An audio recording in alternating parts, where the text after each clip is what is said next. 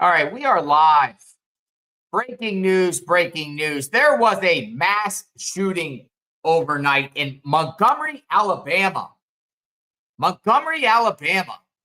12 people shot, 2 people dead. Rival gang members did a shootout, bang, bang, bang, bang, in downtown Montgomery, right in the district, the heart district of all the restaurants, large gathering out there after a football game.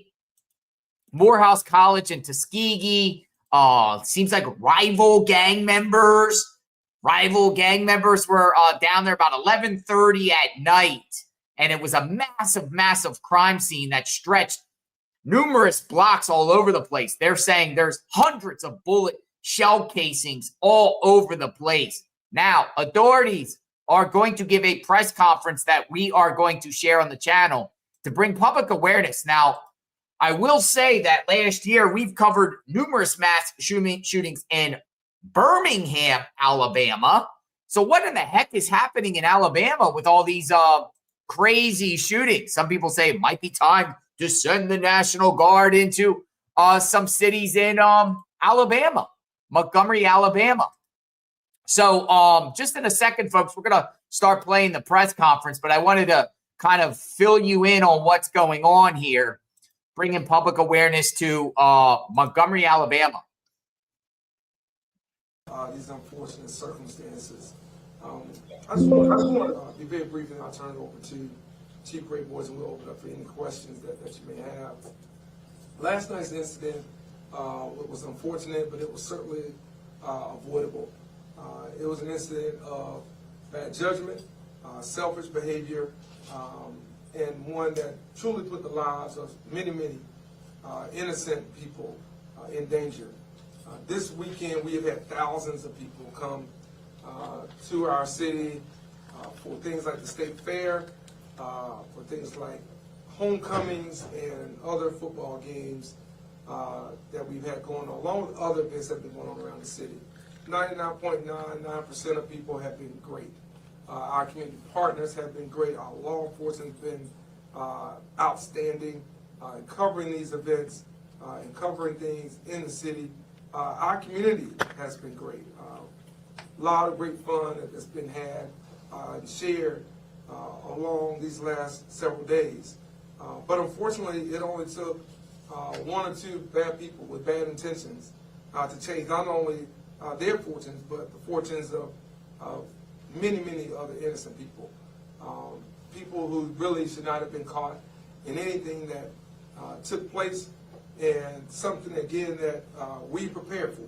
Talking with Chief Great Boys leading up to this weekend, talking about coverage at the state fair, talking about coverage at ASU's homecoming, talking about coverage at the Morehouse Tuskegee Classic, and talking about coverage in our neighborhoods for those who are just going about their day.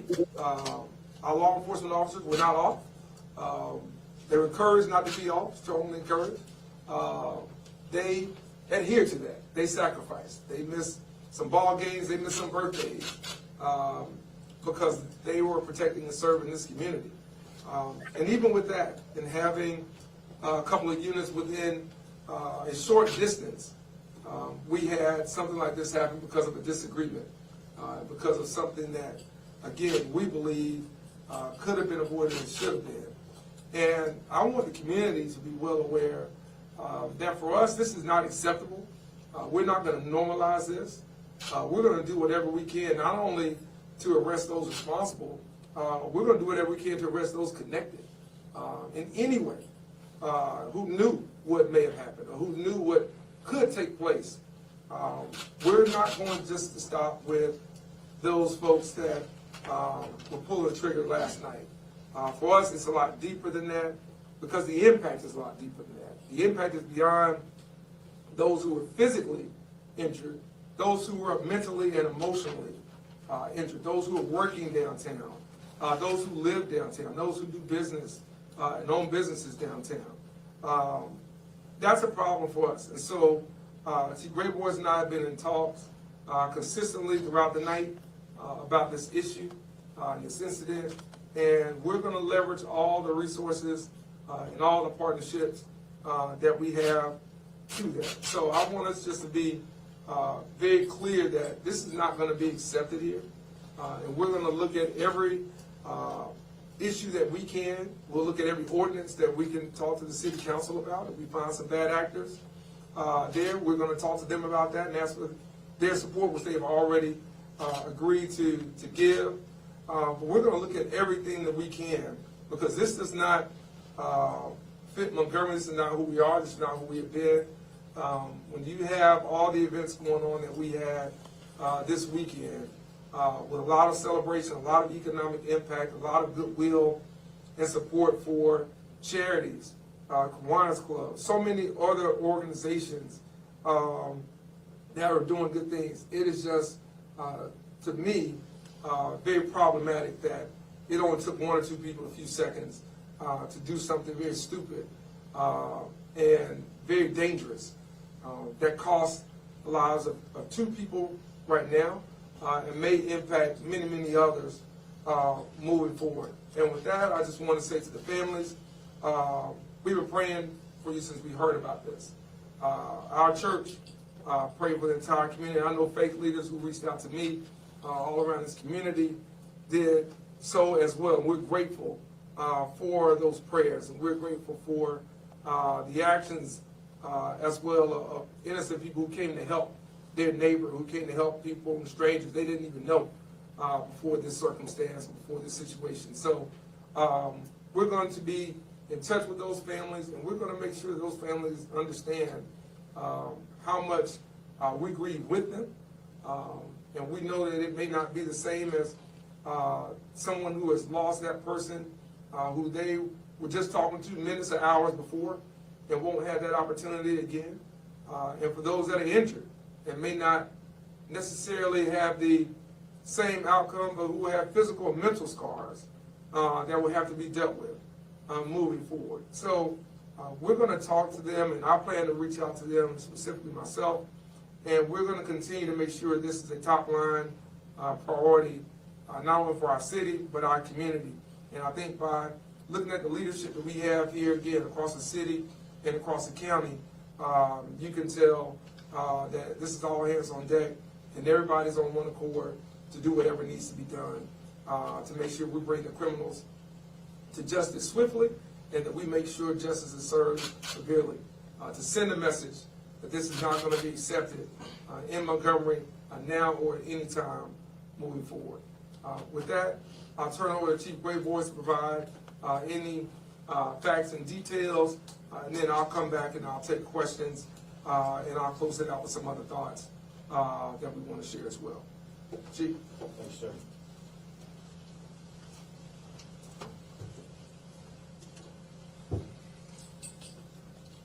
I'm collecting my thoughts right now because of how angry I am.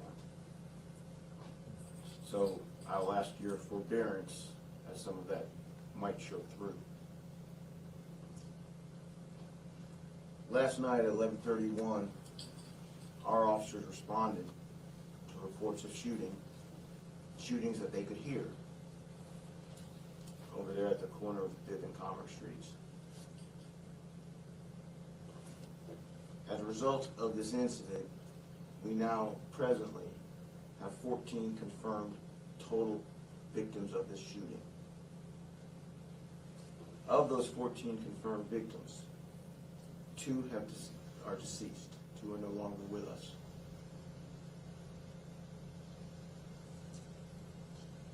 A 17-year-old Jeremiah Morris is unfortunately no longer with us. 43-year-old Shalonda Williams is no longer with us, both deceased from this incident.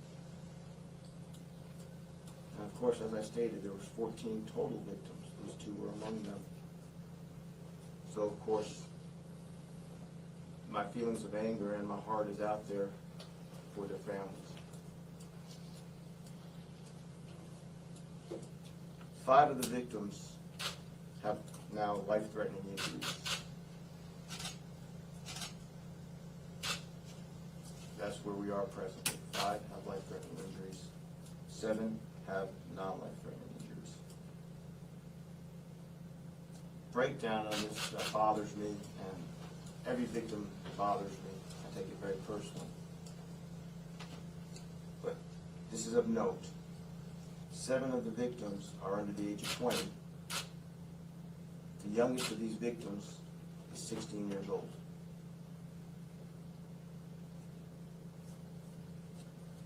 We know there are multiple calibers of ammunition used in this incident. We recovered multiple shell casings from multiple different weapons.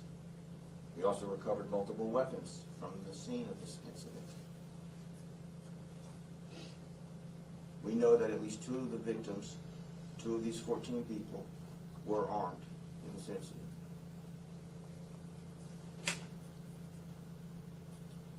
This started as a result of an individual, one of these 14, who we believe was targeted, in which basically an exchange of gunfire erupted. When that exchange erupted, multiple people in the crowd, this was a crowded area, pulled their own weapons and started discharging. Now, as you can imagine, that could be a very chaotic situation, and every weapon has to be accounted for,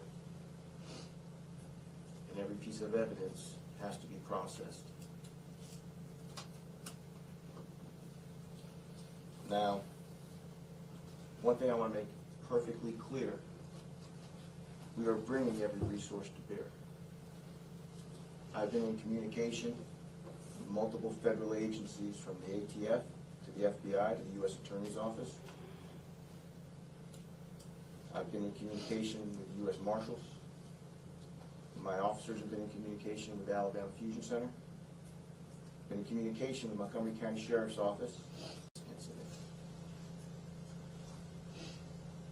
We know that at least 2 of the victims, 2 of these 14 people, were armed in this incident.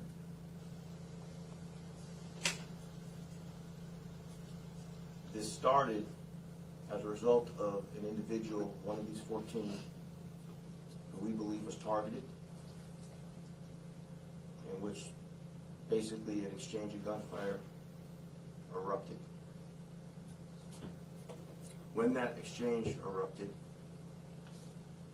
multiple people in the crowd, this was a crowded area, pulled their own weapons and started discharging.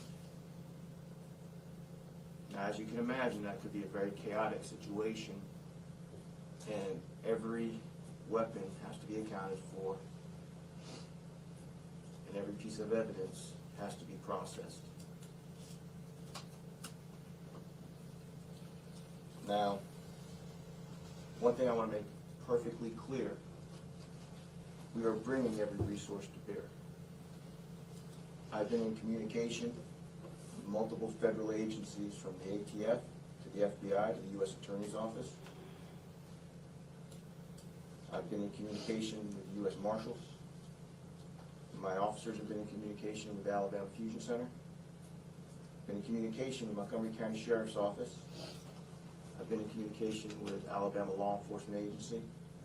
And of course, we've been in communication with the Montgomery County DA's office as well. I'm making this clear because every one of these agencies stands with us and is working with us to pursue the individuals responsible. Now, one thing I want to make clear too is that purposefully, I will not release any information that I believe will compromise this investigation. So when we do open it up, I will answer questions as well as I can, but I want people to understand this investigation we are laser focused on, and we are not going to let anything distract us from going after the individuals responsible. I've been in communication with Crime Stoppers. And one thing I want people to be aware of, if anybody has any information, you have a responsibility for this community and to help the people in this community to give that information to us. And I would ask people to call Crime Stoppers at 215-STOP. That's an area code 334. The number actually is 215-7867. They are offering a $5,000 reward to any information that leads to an arrest in this case. Now, we have been questioning multiple individuals in relation to this case as we piece this together, because we really have to reconstruct it to know exactly what took place and to make sure that appropriate charges are brought when we make the charges.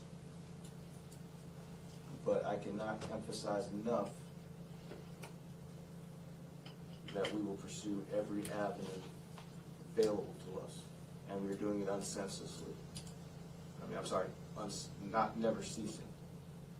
All of us have been up for hours and hours and hours, and I will tell you, we are not going to stop until we get this case solved.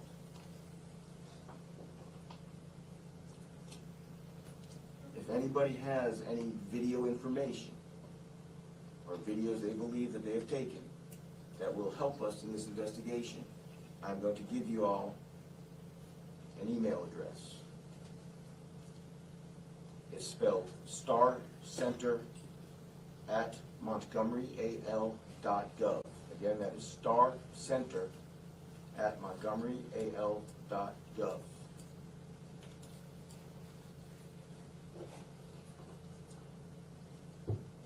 My personal opinion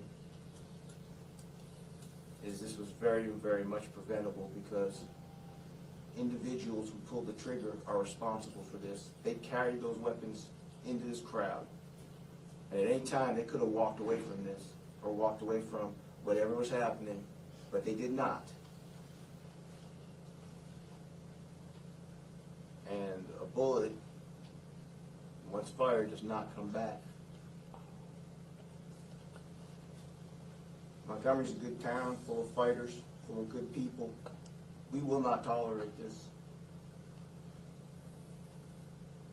And I will guarantee you that. Thank you. I want to make a couple of points of clarification. I want to thank Chief and again all the men and women in the Montgomery Police Department, Alabama Law Enforcement Agency, Montgomery County Sheriff's Office, Alcohol, Tobacco, and Firearms, FBI, Capitol Police, DA's office, everybody that has been a part of this over these last several hours. Also, recognize some of the council members that were here. I know we had council members Raleigh, Johnson, and Mitchell, who were also out there last night with some of the families as well. So I want to recognize them. And again, that's about 3/4 of the council that has either been there or here. So it shows you again level of involvement, level of seriousness we're taking this as a city. But I do want to make a couple of points of clarification I've seen in some early reporting. This was in no way related to the events that were happening in the city. It was not related to Alabama State University's homecoming. I went to Alabama State University's homecoming. Had an opportunity to meet with community members, leaders, alumni, fans, as well as the president and his staff, and board of trustee leaders. Great event, fantastic for the city, and again, very few problems were had there. This was not connected in any way to the Morehouse Tuskegee Classic. Again, had the opportunity to talk with community leaders, the president, both institutions, corporate leaders, Walmart and others. Great event, great crowd, really, really great feedback, seeing people of all ages come out to witness what has been a big weekend planned in our city for several weeks. So I want to be clear that where this happened was not a sanctioned party or gathering by any of those entities, be it the HBCU Classic Weekend, or Alabama State University's homecoming, or Morehouse Tuskegee's homecoming whatsoever. That's a local place with a local establishment, and unfortunately most of the victims, as far as we know, were local and unaffiliated with the institutions or those activities that I mentioned. They were not connected to the Alabama State Fair. So again, a lot of people out there, a lot of preparation, a lot of work, a lot of sacrifice on behalf of dedicated law enforcement professionals. Nothing out of the ordinary there. So I want to stress that, because I think sometimes there's a lot of things out there, in particular on social media, that potentially people try to craft and play detective. We've got great detectives here and throughout who are already on this, and I just want to make sure that's clear, so as not to besmirch any of those organizations that were doing so much and have done so much to bring people here to our city. Second thing I want to say is that when you have people who are willing to draw down in a crowded area, that's reckless and dangerous enough. When you have people who are willing to do that with police officers in plain sight within short distance, I'm not sure if those people can be reacclimated to our society. I'm not sure that they can be productive citizens in our society. If you're that determined to try to take someone's life at the expense of others, I'm not sure those are people that we can allow back into our society, because the risk is just too great. And I want to thank again our law enforcement professionals and everybody who helped us identify some suspects, who helped us identify and apprehend some people who were close by, some people who had guns on them. Now, it was yet to be determined whether or not those guns were connected to this crime, but certainly had guns on them. And we're going to find others. But when people are that reckless when it comes to human life, that's a problem. And that's a problem that's going to be a lot deeper than what we'll talk about, at least here today. But it's something that I think we have to talk about as a community. We have to have some tough conversations around that. Who wants to be saved and who can be saved? Not everybody wants to be saved. And we have to find out who those people are. And we have to take things in our perspective to be proactive to protect this community. There's too many good people here working hard, doing great things to help this community prosper and move forward, for it to be just set on fire by people who are just committed to destruction and committed to bringing about physical harm, regardless of who it comes to, because of their short-sighted emotions and how they deal with conflict and how they deal with disagreements. Conflict and disagreements are as old as mankind. How we deal with them is the only thing that's changed. And so it used to be a time when there was a disagreement, might be a fist fight. I'm born and raised in Montgomery. I've seen plenty of them. And it was that. And now we're in this place where you don't do that because everybody feels like they have to have a gun. Everybody feels like this is a wild, wild west. And so you lose innocent people over something very simple that could be worked out, that even maybe without pushing and shoving, could be de-escalated. And we have what we have now, innocent people who are harmed and many more who are impacted. So I just wanted to mention that. And then finally, I want to say this, $5,000 isn't enough to bring the cowards to justice. I put $20,000 on that.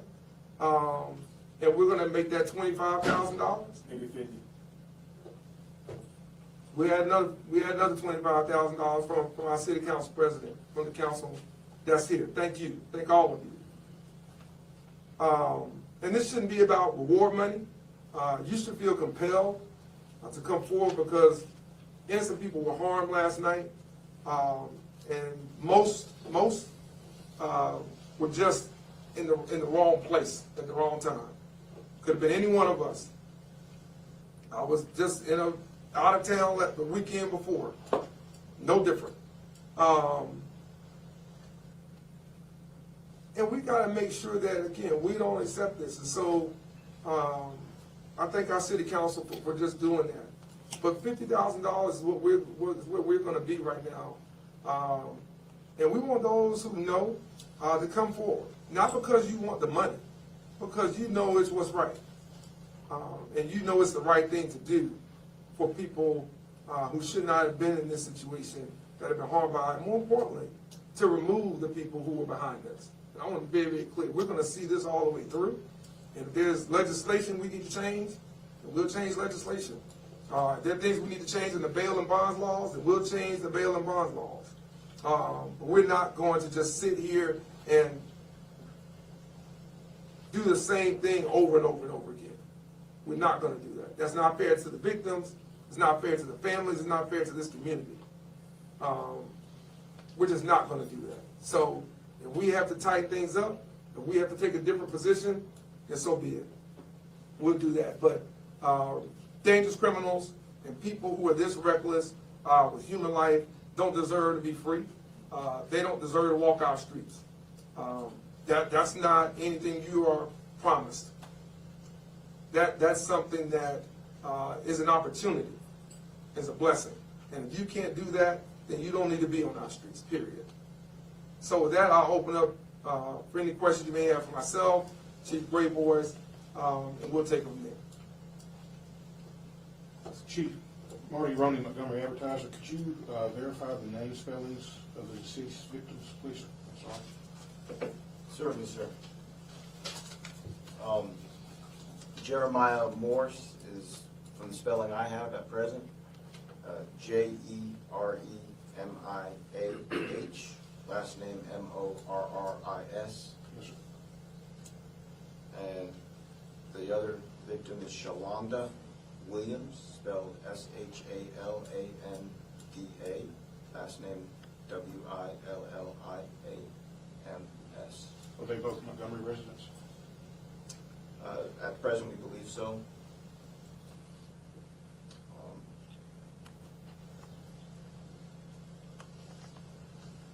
All right. Any other questions? Do we have any indication of what led to the initial altercation? At present, we know, like I stated earlier, one individual got targeted, and then an exchange of gunfire took place. We are still investigating, we could state the motives and the reasons behind some of that. We do have leads coming in, though, that are helping us shape that, but I can't say further than that, because like I stated before, I'm not going to compromise anything, because this is going to be a very complex investigation with multiple suspects when we finish it up. How many officers were working in the downtown area last night? I would have to refer to my worksheets, but I know that we had at least 5 within close proximity to this case. When you say close proximity, you mean 50 feet? I'm 100 talking within, like, running distance.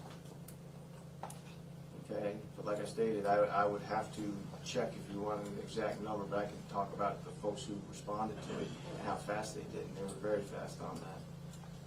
When the mayor said that there was an officer not 50 feet away, he was right.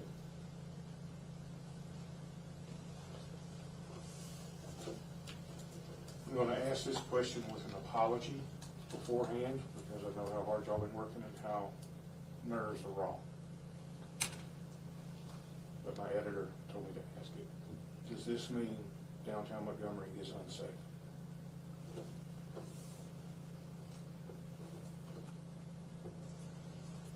Can I answer that first? You get your thoughts. Let me say this. You know, I think when you get in a car accident, you say driving is unsafe. You know, I don't think that downtown Montgomery is unsafe. Let me be very clear about that. I think we have some reckless and careless people who did something very stupid last night that cost 2 people their lives and multiple people impacts on their lives from now until.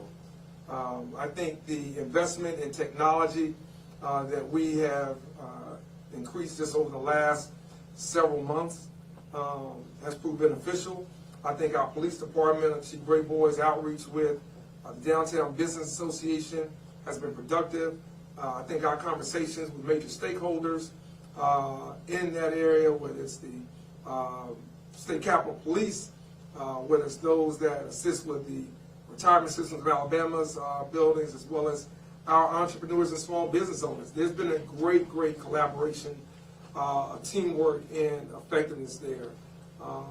The fact that we are having discussions right now in our city council about investing hundreds of millions of dollars to further grow downtown through tourism and things that benefit our city overall. I think it's an indication that we believe downtown is safe. And again, I'll go back to what I said before. You had thousands of people who were downtown. We had the investiture of Dr. Anthony Lee over at Huntington on Friday. I mean, just a great, I mean, you couldn't really ask to me for better weekend weather and activity involved to see people from all around coming through our city and coming through these spaces for different reasons at different times. What we had were some individuals who decided that they were going to put innocent lives at risk because of whatever issues or whatever disagreements or whatever conflicts they had. And I don't think it would have mattered if it was on 1600 Pennsylvania Avenue or it was on the steps of the Capitol. I think that was going to happen. And what we have to do is we have to make sure that from our standpoint, we send a strong message, a direct message, that this is not acceptable. And if you do it in our city, you're going to pay a heavy price. And you're going to pay a heavy price, and the public's going to be aware of it. And if it means making sure that there's a public example made of the people that are behind this, so be it. You just heard the city council match what we just said as it relates to this reward. This should not be about that, as I said a second ago. But if that's what it takes to bring these people to justice, if it takes, again, us advocating to our judges, it takes advocating to our legislature about some laws that need to be changed about repeat violent offenders, even if it's just from Montgomery County, then we'll do whatever we have to do. So I don't think that's an indication on downtown. I think it's an indication on the individuals who are responsible for this. This is not about the location. This is about the people involved. And this is about the recklessness and the decisions they made that have impacted many, many other people beyond themselves. And they have to be held accountable for that. And we're going to do everything in our power to make sure they're held accountable to it and to make sure other people understand just what that accountability costs. All right? Because if you take 2 lives here, you impact as many as they have, again, it wouldn't matter if it was around the corner from my house. The same thing should apply. That you ought to have a level of respect and dignity for human life. That's what being in a civilized society demands. And if you can't be in a civilized society, you don't need to be on our streets, period. And so this is not about downtown. It's about the individuals combined. Chief Grayboys and I talked about technology from drones to cameras leading up to this. And again, by and large, across the board, our partners in law enforcement, our community has responded very, very well. Couldn't be more proud of how this community embraced everything that was going on here all at one time. Men and women in Montgomery Police Department, outstanding job. All of our partners in law enforcement, outstanding.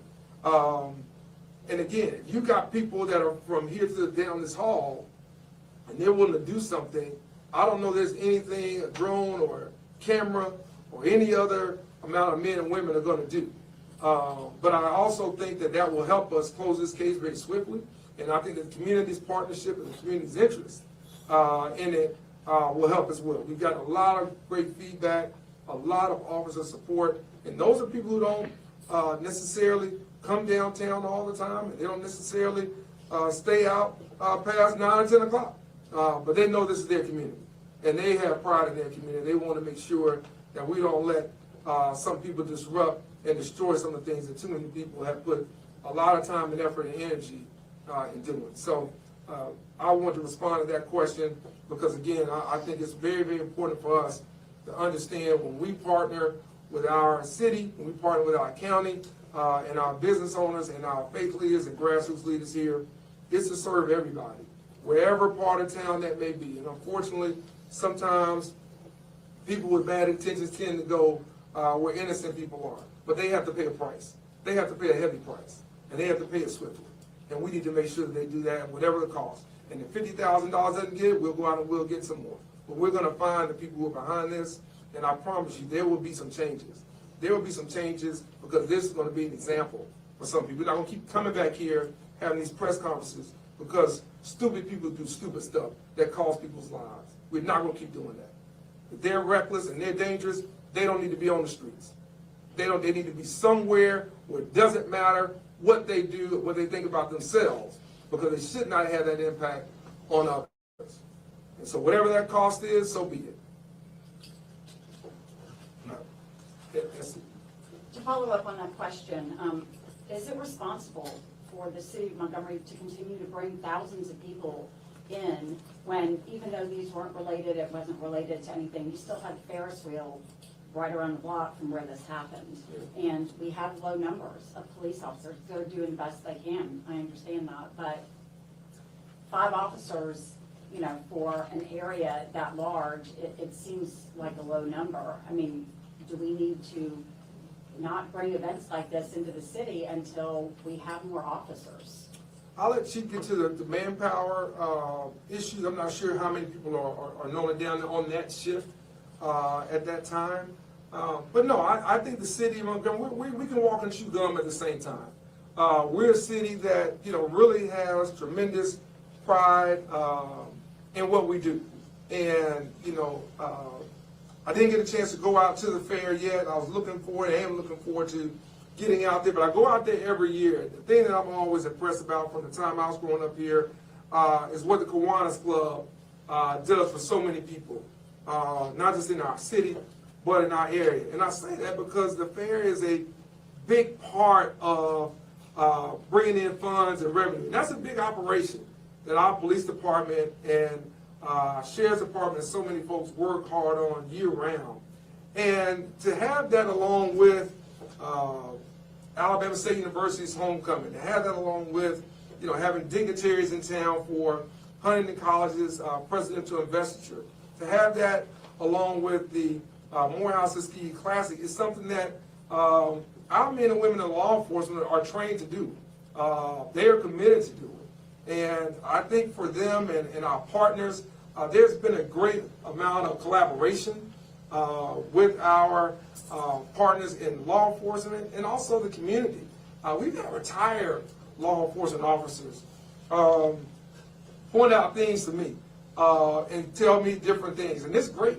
I've had people call and text me who are retired to talk about things they're seeing in their neighborhood, in their community, at an event. So we always have additional eyes and ears when we're doing things like this. And I think when you have the type of working relationship that's not transactional, that really is about working with Capitol Police, our Alabama Law Enforcement Agency, that's also working with our federal partners, because we're in constant contact with them. I think it makes these type of events certainly not only possible moving forward, but I think it encourages us. The fact that, you know, again, I know that the number you mentioned that she brought up before, you know, these are people who, listen, this could have been much worse. These are people who have no regard for how many law enforcement officers we have. They're that type of individual. And I think for us to have the sheriff of our county here, to have our police chief here, again, it shows a collaboration. It shows the working relationship that we have, that doesn't matter about jurisdictional roles. To have our city council, our county commission partners here, doesn't matter. We all live here. We all want to see this community thrive, whether it's a concert or whether it's a race on the river, whether it's a 5K for charity. It doesn't matter. We want to see those things take place, and I feel very confident and felt confident going in to this weekend that we were more than prepared and that we were ready to handle just about anything that would come up. And Chief and I probably talked several times throughout the week, several times on Friday, and then a couple more times even yesterday about just kind of where things were. And I want to say this. The act of one or two individuals, kind of back to your point, doesn't cloud the entire community. The community has been great. The community has been helpful, has been outgoing, very, very supportive across this city. And we commend them for that, and they have responded. You've gotten some of the messages I've gotten to not approving and not liking what's happening, not going to settle for that as well. They're as angry as we are. And I appreciate that, because they understand what we're doing in this city and in this region, and they understand what so many folks around the walls and those that are here in our community do to try to bring events to downtown, to other parts of Montgomery, so that you can unwind with your family, you can unwind with your friends, you can invite people here. And I want to say this, and I'll let the Chief give final remarks on the manpower thing. If what happened here only happened here, I might be concerned. And although I'm concerned about why this happened, I know enough, and I talk to enough mayors around the state and enough mayors around the country to know that we all deal with it. It's our worst nightmare, probably, short of a law enforcement officer or a first responder having something serious happen to them. No one wants to have the term mass shooting affiliated with their community. And we all talk about that consistently, about how you prepare, how do you plan, and then how do you respond. And I think the fact that we put so much time, effort, and energy in that not only helped us within 2 hours corral some people who they don't have some ties to this, they have some ties to something bad that happened. I can promise you that. They're not just innocent bystanders.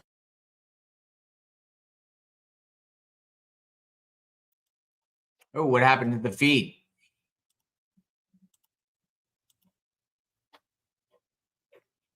Because of that planning, preparation, and response. So I think we're more than capable of being able to handle events like this and others. We've done it with Buckmasters. We do it with the Salute the Veterans Bowl. We do it with concerts. We do it with other events here all the time with the help of everybody that's in this room. And I'm proud to be able to work with all of them in various capacities to get those things done. We'll continue to do that. We aren't going to let one or two bad apples spoil the bunch. We're going to find those that are rotten, and we will get them the hell out of here. I'd like to address something here, and I want to clarify. When I was stating that there were 5 within, you say, walking distance, that number did not include the folks who also responded in their vehicles. As the mayor just alluded, we had one officer who was so quick on the scene, he was transporting a victim before, you could say, the ambulances got there. The response was so quick, okay, we were taking people into investigative, you could say, custody, a short distance away. Okay, while I can't tell you how fast I got here, I know I got here pretty fast. This response of our units and our officers, this was not a manpower issue. We had plenty of manpower. We had darn ALEA out there, ATF, other federal partners, Sheriff's Department. I mean, we had a huge response on this, and a very quick response.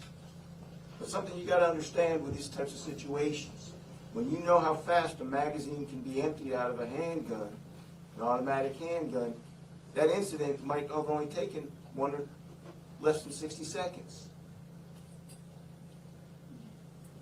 So this was an issue, and one thing I think we all have to be aware of, and I think we don't need anybody misinforming the public, this is an issue of the individuals who pull those triggers. They pull those triggers. They hurt those people. That's who's at fault in this, and that's who we're going after. And we can't let, as a community, as a police department, as law enforcement officers, we cannot let anything sway us or distract us from that purpose. Our response on this was very timely, and we brought a lot of force to bear. But when you have these many individuals get shot, and you have this type of crime scene, you have to do everything right. Because you only get really one chance at that prosecution. And we are going to do everything we can. And we are thankful to all of the law enforcement partners who showed up last night, who are showing up today, and who are helping us. Because we are utilizing, like I stated, every resource. And I'm proud of my detectives and the work that they are doing. I have full confidence in their abilities. And I am so thankful that we can work together as a team to go after these bad actors. But do not forget who's responsible for these shootings. And it's the people who pull those triggers, not just here but anywhere, but that's who's responsible for this. I'm sorry, we'll come back to that. Attorney General Steve Marshall, in commenting about the shooting, he said, I don't know the exact quote, but something about he's concerned about what he called the stubborn refusal of officials in Montgomery to acknowledge there's a serious crime problem here. Mayor, do you have any response to what he said? I don't know that one could look at our record objectively and what we've done with our city council and say that there's a refusal to acknowledge crime as an issue in the city of Montgomery. I don't know a major city in the state, and I work with all the mayors in this state, that would say that crime is not an issue in their city. I think if you look at our budget, if you look at the amount of money that we have put into technology, that we have put into our first responders, that we have put into recruiting and retaining the very best and brightest in law enforcement, the type of people that we bring in, casting a wide net, bringing back part-time officers, really acclimated to Chief Greatboard's suggestions about addressing issues around manpower, talking to our sheriff about great ideas he has about cadet programs, getting people in that pipeline early, working with our community violence intervention program, funding the Office of Violence Prevention with the council's approval, working with our nonprofit leaders, faith leaders, grassroots leaders. I don't know how one could really make that statement and see what we have been doing here over the last 6 years. I think it's very easy to sit back while you're watching college football and talk about something you don't know about. If the Attorney General ever wants to talk to me about what we've been doing, I'd be more than happy to sit with him. I'll go to him and tell him exactly what we've been doing. But I don't need anybody lecturing me about crime. I've had a gun pointed in my face, and I'll never forget. And I wasn't the mayor then. And these people last night won't ever forget what happened to them. And so, I don't need that type of sideline commentary from the state's top law enforcement official. I need solutions. If he's willing to offer some solutions around bail and bond reform, I'm open. We've been talking about that for several years. He's willing to offer some solutions around issues around permitless carry, I'm open. We've been talking about that for several years. So, we've done more than our part.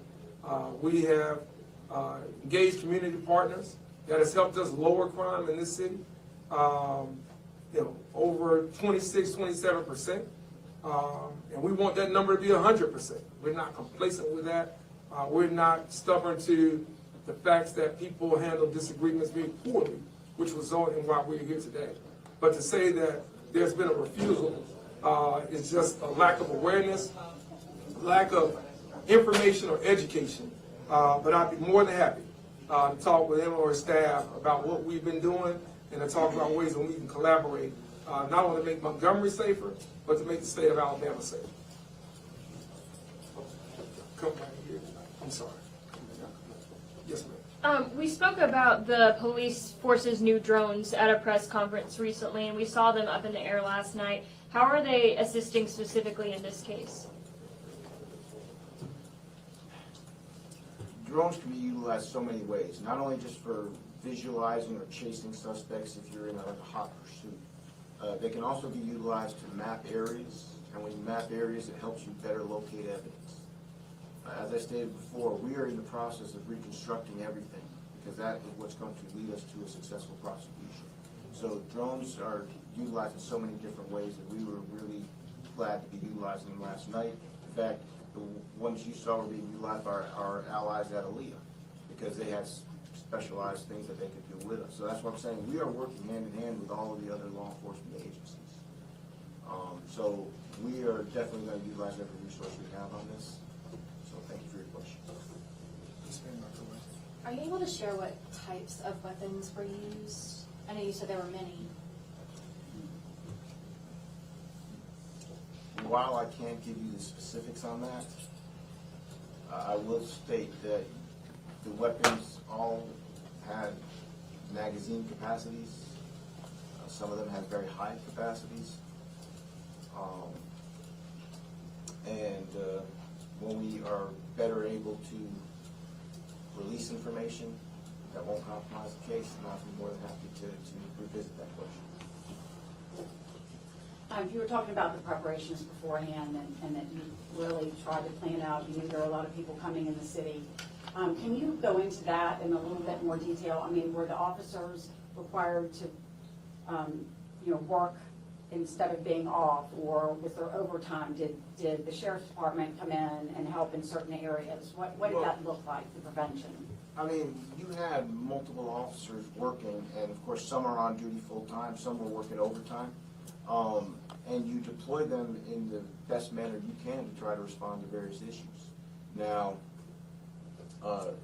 without trying to pull out any type of manuals, I will tell you that we had multiple officers, not only downtown, but we had multiple officers at the fair, and we also had multiple officers at the Crampton Bowl for the events we had going there. But we had enough officers to work. And that's part of police work. That's what we do. We are here to protect people. And so when we have events, we're going to make sure that we have the officers we need. We use both on duty, off duty. And at the same time, we're also making sure that we have officers who are out roaming the streets to answer calls and do all of those. So when we were responding with folks who were working downtown, that's on top of the officers who just regularly patrol that area. So we had multiple officers to respond to that. And like I stated, our law enforcement colleagues were also responding to assist us in this particular incident. Can you just give us the current homicide number too? Current homicide after last night is at 52 for this year. And how many death investigations? I don't have the death investigations numbers with me, but death investigations are they are a term that literally encompasses everything from a suicide to an overdose to a SIDS. I mean, those, a death investigation, if somebody dies at an age that we think is a little bit odd, then it becomes a death investigation. If we have somebody who dies from an accidental either overdose or an accidental handling of their weapon or something like that, because that does happen, then it becomes a death investigation.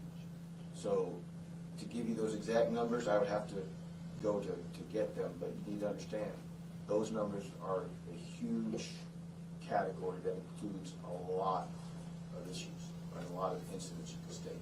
But one thing they do not include is the terms that go directly to homicide, which is the violent taking of intentional taking of life from the individual.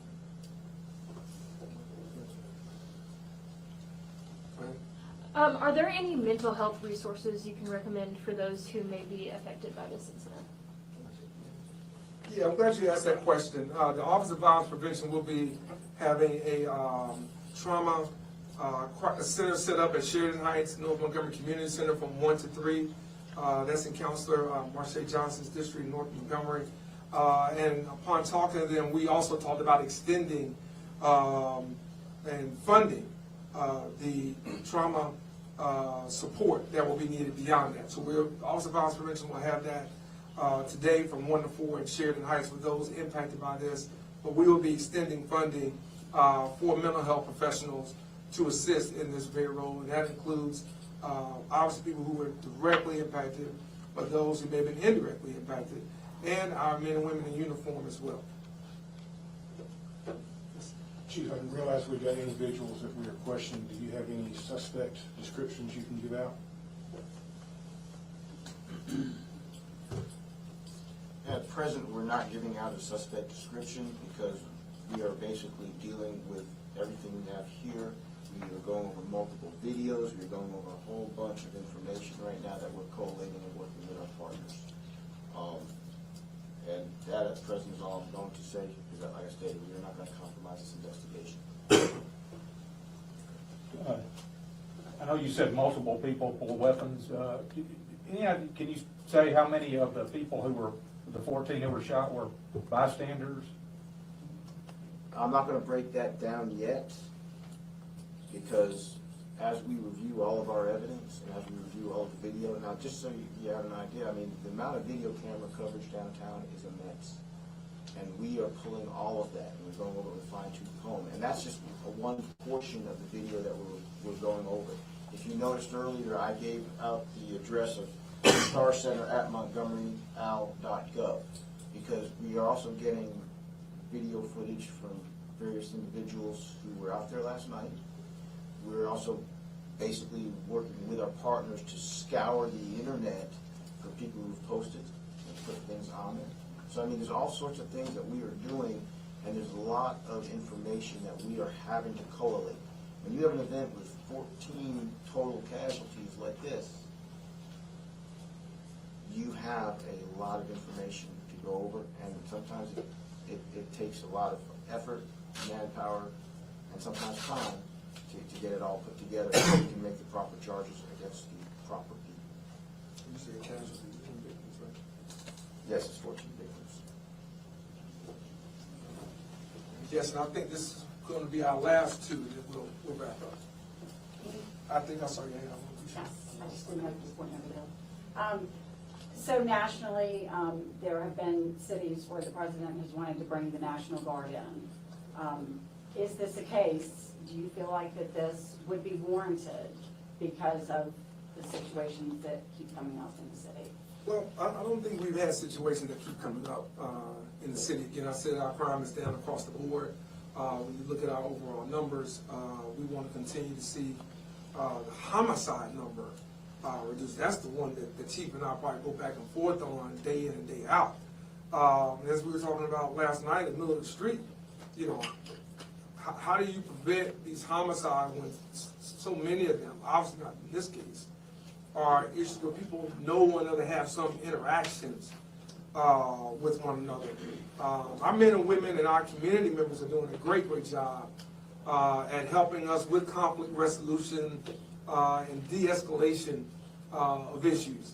I hate to say this, but we probably talk about this issue more than any other. I mean, it probably dominates the conversations that we have as elected officials.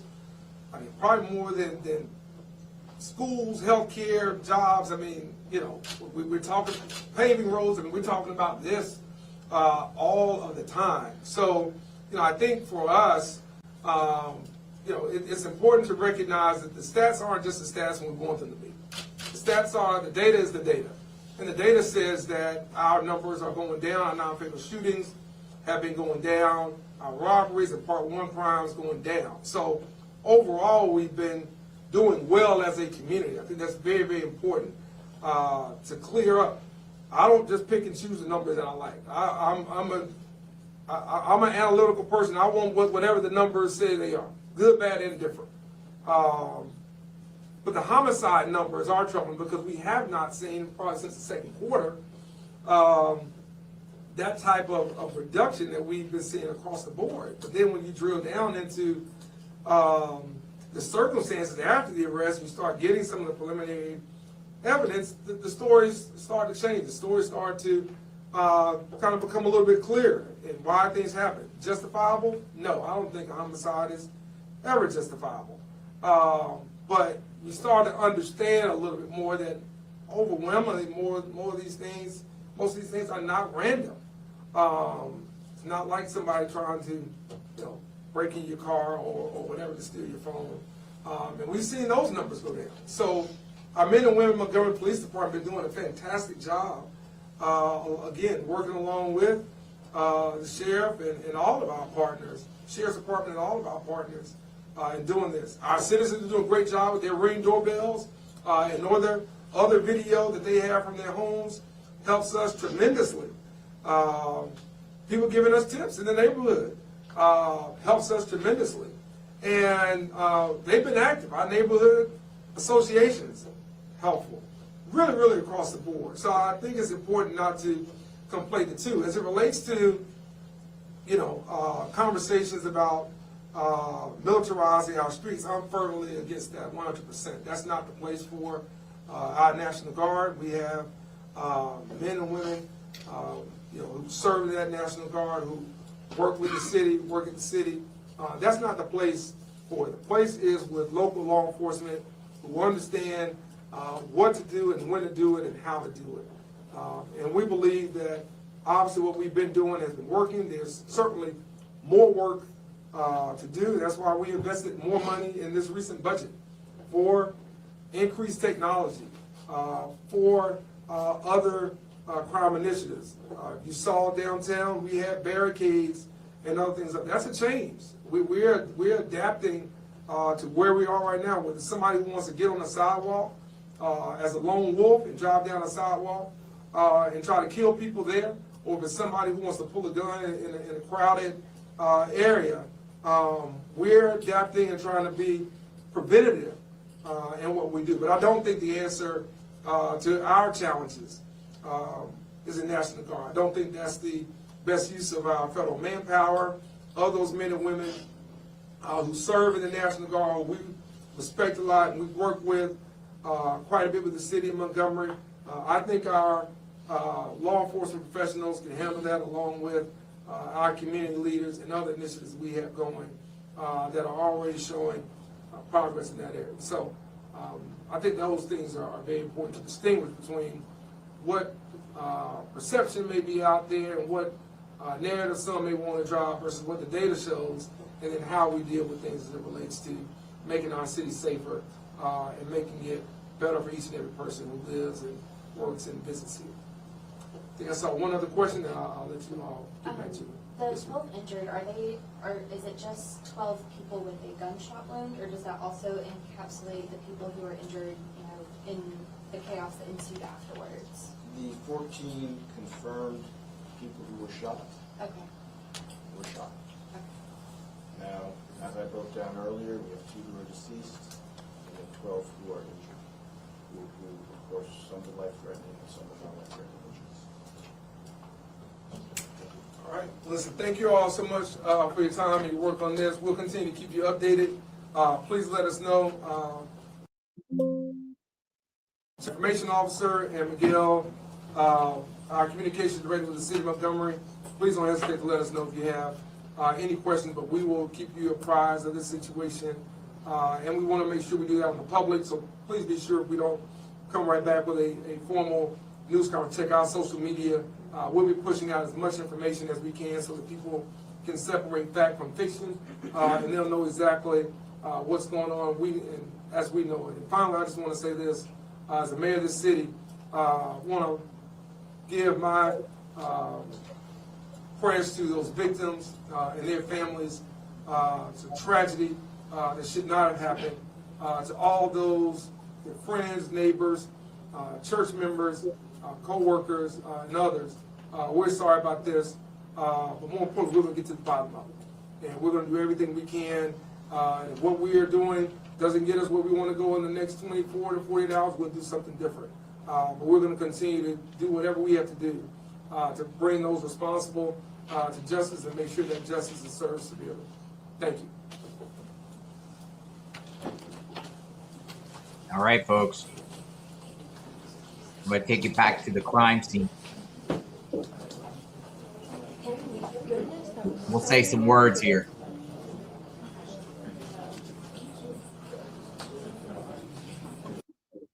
All right, we got a mass shooting that occurred downtown Montgomery, Alabama. That's the mayor and the police chief.